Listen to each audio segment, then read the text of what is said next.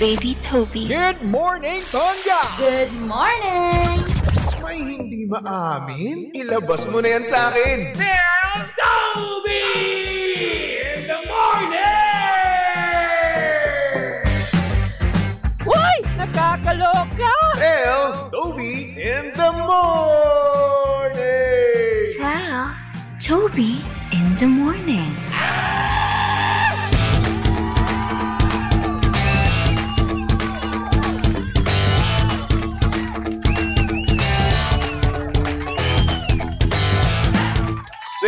Same, pero iba. We are number 106.7 Energy FM Panga. Huwag mo sabihing radyo, sabihin mo. Good morning, Luzon, Visayas at Mindanao, Metro and Mega Manila. And at syempre, good morning din naman sa mga papadrivers natin dyan. Hello po.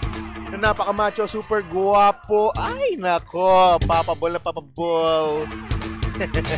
At syempre, wag din natin kakalimutan, no, yung mga papakonduktor natin dyan. Hello naman po. Good morning po sa inyong lahat. At syempre, wag naman natin kakalimutan, no, yung mga commuter dyan na solid talagang makipagsiksikan. Para nga naman nang sa ganun, makapunta lang sila, no, sa kanilang mga opisina. Good morning po sa inyong lahat, no? Sa mga bus, sa jeepney, sa UV Express, no, na kung saan talaga nga namang ikaw ay parang sardinas na. Yung tipong magkauntog na ang inyong mga tuhod, no? Tapos naamoy mo yung katabi na hindi nagsipilyo. Yung katabi mo na hindi naligo. At minsan pa nga may katabi ka na broken-hearted, no? Kaya naman good morning po sa inyong lahat, no? Sa mga pangga naman natin dyan na broken. Okay lang yan. Lilipas din yan. At para naman sa mga pangga natin dyan na nagmamansary, nag-anniversary, no? Happy mansary, happy anniversary. At sa mga pangga natin dyan nagbe-birthday. Happy birthday! Happy birthday po sa inyong lahat, no? At syempre kasama nyo pa rin kalandian ng hot baby boy ng radyo. Of course, walang iba kung hindi si Baby Toby. At syempre pangga, si Baby Toby ay live na ngayon, no, sa Energy FM Facebook page. Kaya naman kung gusto mong makita ang itsura ni Baby Toby ngayong ano bang araw ngayon? Lunes, oo, September 1, no? Ayan, pumunta lang kayo, Energy FM 106.7, okay? Alright, at syempre para naman sa mga pangga natin dyan na walang pasok ngayon kasi nga naman nabalitaan ko, no? Nakansela. Oo, ang pasok ngayon sa iba't ibang parte ng Pilipinas, di ba? Kaya naman yung iba dyan na walang ginagawa, no? At hindi alam kung ano bang gagawin mamaya. Ay nako, bukod sa mag-prepare kayo, no? Pag may time naman kayo, maglaro rin naman kayo. Kasi nga naman, sino may ayaw ng fun and exciting na laro, lalong-lalo na kung boring ang oras mo, di ba? Kaya naman kung mahilig ka sa Tong Its at iba pa, tara na sa Game Zone. Fun, believable sa Game Zone dahil you play a real game of Tong Its with real players for free. At syempre mga pangga, meron din kayong chance na makasplit ng over 34 million pesos at may chance ka pa to claim up to 14,640 pesos daily. Syempre, ang makuhang cash credits ay pwede rin gamitin sa panglaro sa kahit na anong game at kaya mo rin itong i-cash out. Syempre, ang Game Zone ay may dalawang event araw-araw, so chika na ba? Visit gzone.ph and social media account on Facebook, Instagram, and TikTok at tara, Game Zone. Diyan na sa Tong Its, tara, Game Zone. At syempre mga pangga, lagi nyo pong tatandaan na ang gaming ay dapat fun lang. Kaya naman visit pagcore.ph/regulatory or email keepitfun@pagcore.ph. Promo runs from January 1 to December 31, 2025. EGLD reference number MKTG-2024-2564.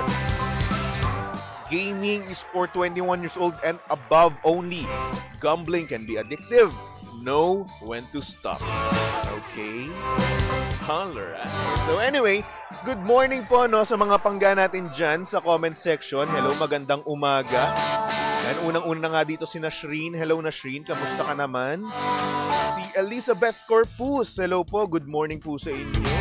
Kay Rowena Yuson, sabi niya, congrats DJ Toby. Uy, maraming salamat naman po. And maraming salamat nga pala no, sa ISHRM. Na kung saan binigyan po ako ng isang matinding parangal. No? Maraming salamat po. At ayun na nga, sobrang thankful po ako. Nahiya nga ako eh. At sana nag-enjoy kayo no, sa katuwaan natin, sa pantitrip natin no, yung nakaraan. No? Once again, maraming salamat po ISHRM. Thank you so much. Shoutout din kay Tatay Anton. Hello po. Magandang umaga po sa'yo. Mabuhay ka. And hello din kay Myla Bernardo. Sabi niya, hello baby Toby, walang pasok ngayon. Manood na lang ako sa'yo. Yan, good. Dapat lang, no? Ay, naku. Choyam, sabi niya, good morning, Idol Tobes. Pabati sa Japan, Idol always yan sa Energy FM. Redulla family, Kayla. Anong Kayla? Kayla ko. Baka yun yung asawa mo, no? Tama ba ako? Akala ko, Idol, wala na lihim ng titi. Meron pa? Pinabiro-biro ko lang kayo. Sorry na, ha?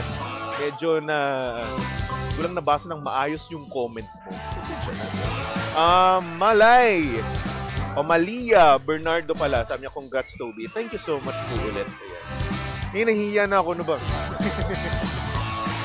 Ayan pa si Choyams din, nakikongratulate. Thank you so much po ulit. Ha? And live na rin pala tayo ngayon no, sa TikTok page ng Energy FM. Hanapin nyo lang, Energy FM 106.7. Ayan, hello kay Vin Tutubi. Sabi niya, bare months na. Oo nga, no? Hangga bare months na naman, no, na kung saan, kumakanta na naman tayo ng mga Christmas songs, no? Oo. At ayun na nga, nagdepros na nga si Jose Marichan, Ariel Rivera, di ba? Sino pa ba? Gary Valenciano. Sino pa ang mga nagde-defrost dyan? Ha? Marami. At syempre, wag natin kakalimutan, no? Si Mariah. Oo, si Mariah Carey. O kaya naman para sa mga pangga natin dyan na tumatanggap na kagad, no? Ng mga Christmas bonus, ng mga regalo, no? Sa Pasko. Ayan. Merry Christmas po sa inyong lahat, no? At syempre si Baby Toby rin tumatanggap na rin, no? Dahil nga naman September na. Buwan na naman ng kaarawan natin, oo. Alam nyo ba, napapansin nyo ba, no?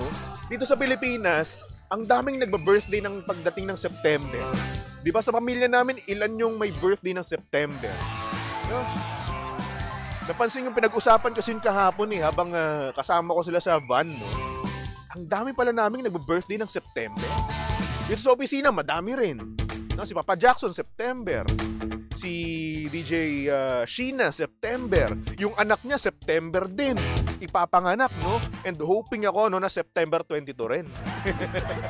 Sir JT, no?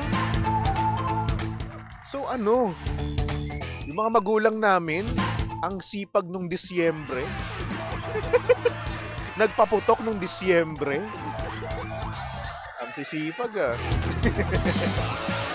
Kaya naman hello po, no? Happy birthday sa mga nagbe-birthday ng September, no? Oo, sa mga hindi naman, edi shing. Ay nako, anyway. Sabi ni Choyams, GF lang, wala Idol, advance happy birthday. Oo na, sige na. Ilang days na lang, 21 days na lang, birthday ko na. At oo na, wala pa rin akong jowa. Sige na. Mag-birthday na naman ako. Consistent nga 3 years na akong walang jowa ng birthday ko. Wow! Wow! Ang sakit pero wow!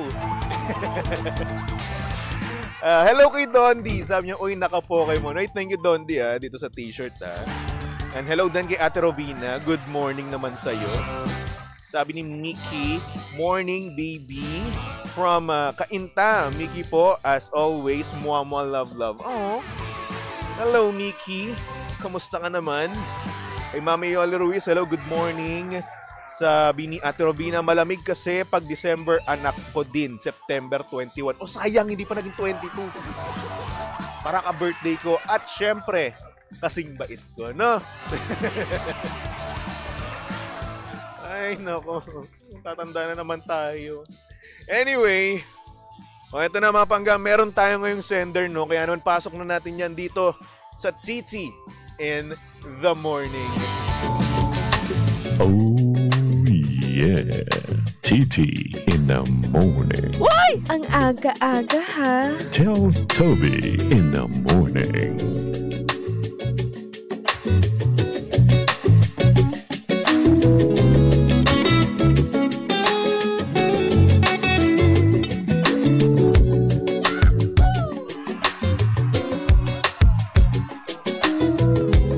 Good morning sa mga pangga natin dyang broken-hearted and at the same time hindi pa rin nakaka-move on hanggang ngayon. Yung tipong hindi naman naging sila pero hirap na hirap umusad. Ito ang storya ng ating sender. At ang sabi niya dito, "Good morning, baby Toby. Tago mo na lang ako sa pangalang Jersey. Bakit ba doon ka sa hindi mo naging jowa hirap mag-move on?" Meron akong naka-talking stage na lalaki na talaga nga namang pangarap kong lalaki. Like, he's the most handsome employee sa aming opisina. At gaya ko, may iba pang nagkakagusto sa kanya ng sobra-sobra. Alam ko naman yung pinasok ko. At alam ko rin naman na may iba pa siyang ine-entertain. Kaso, ang sakit lang nung kausap mo na at kinikilig ka na tuwing kinakamusta ka niya, tapos bigla ka lang iiwan sa ere at hindi man lang magre-reply sa chat mo. PM na ako ng PM sa kanya. Kahit mukha na akong tanga, kasi ayun lang naman yung gusto ko. Yung isang sagot niya. Kaso baby Toby, malas. Wala talagang response. Hanggang sa months na ang nakalipas.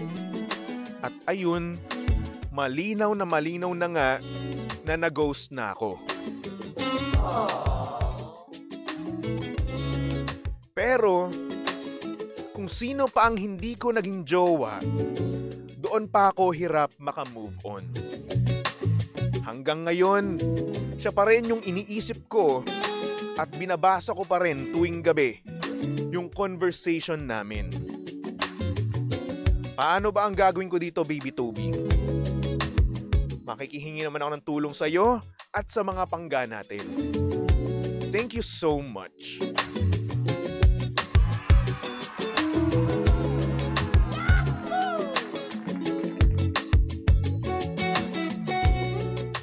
Ang sakit naman. Isa na namang tao, no? Isa na namang kababaihan ang nadali. Oh, nadali. Ang nag-ghost ng isang lalaking talaga nga namang sikat na sikat sa kanilang opisina, no?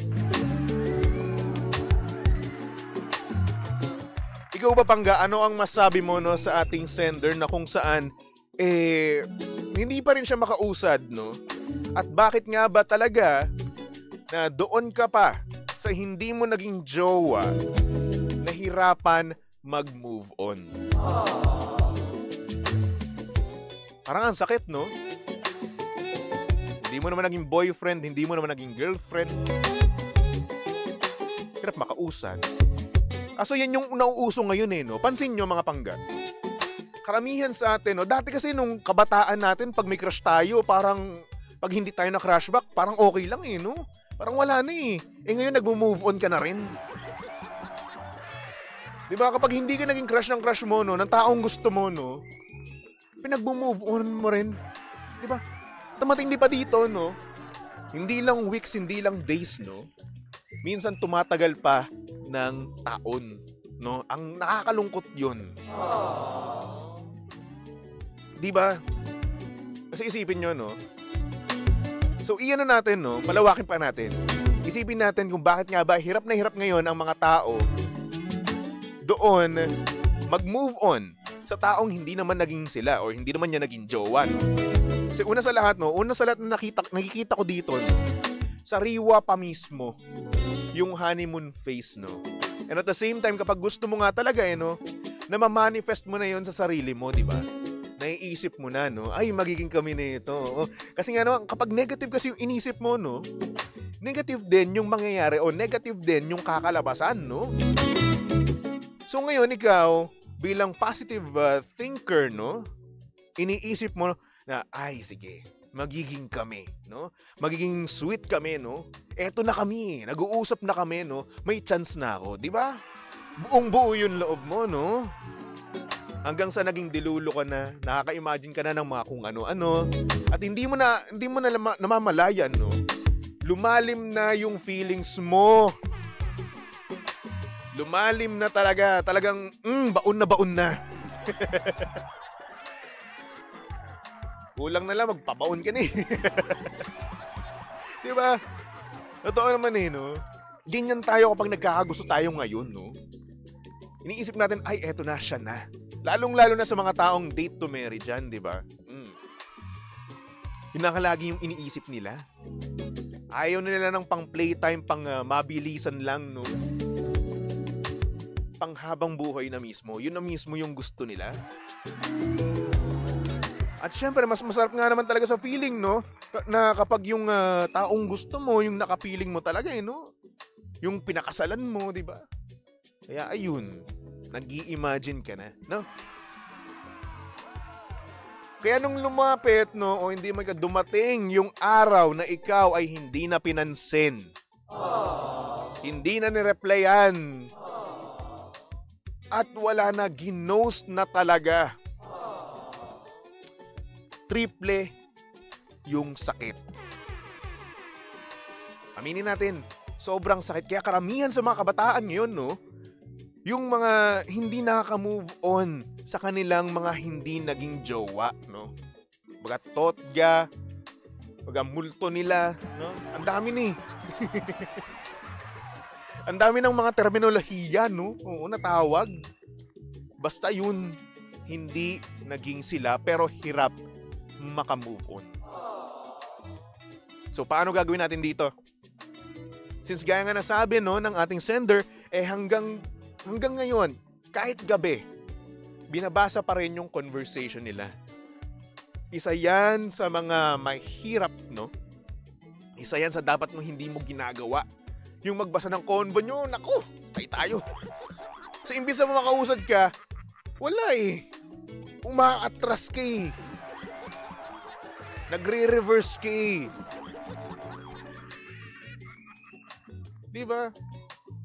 Bumabalik. Naiisip mo palagi yung nakaraan nyo. So ano mangyayari? Iiyak ka. Diba? Magmamaktol. Magkakaroon ng what ifs, no? Aasa pa rin kahit paano. Kahit na ultimo sa napakaliit, no? Napakaliit na dahilanan, no? Una sa lahat, yung titingin ng story, no? Pag-view ng story, iisipan mo ng kung ano. Diba? Yung pag-view ng story na wala naman talaga yon, diba? Minsan, ang bilis-bilis lang natin mag-tap, no? Bored lang talaga tayo. Kaya natin nakikita yung story ng isang tao. My day, di ba? Mga ganong bagay ba? So kaya ayun, pag nakita niyo yung story mo, no, iisip ka pa rin ng kung ano-ano. Magiging dilulo ka pa rin, di ba? Yun yung mahirap doon, no? Yun yung iiwasan natin. Hanggat maaari, no? Kung gusto mo na umusad, i-block mo na. Huwag ka na dapat pakibalita sa kanya, di ba? Dapat hindi ka na interesado kung gusto mo, di ba? Pero kung hindi naman, sige, gawin mo lang yan. Hindi ko rin naman mahihirapan eh. Di ba? Yun lang naman yung para sa akin, no? Kung sawa ka na, ayaw mo nang masaktan, no? Eh di, just stop, okay? Wala namang mawawala sa'yo pag tumigil ka eh. At paano ka doon? Paano ka maka-move on? Paano ka makahanap ng iba? Kung hanggang ngayon, stuck ka pa rin dyan sa past mo. So, isipin mo, ilang months na kayong hindi nag-uusap, di ba? Yun na yung closure doon. No? Kailangan natin matuto, no? Kailangan natin isipin o ma-realize na kahit na yung, tawag dito, kahit na yung hindi pagpansin na sa'yo, yun na yung closure mismo. No? Ano, hahanap-hanap ka pa? Magmamakaawa ka pa sa attention na hindi na binigay sa'yo? It's a no!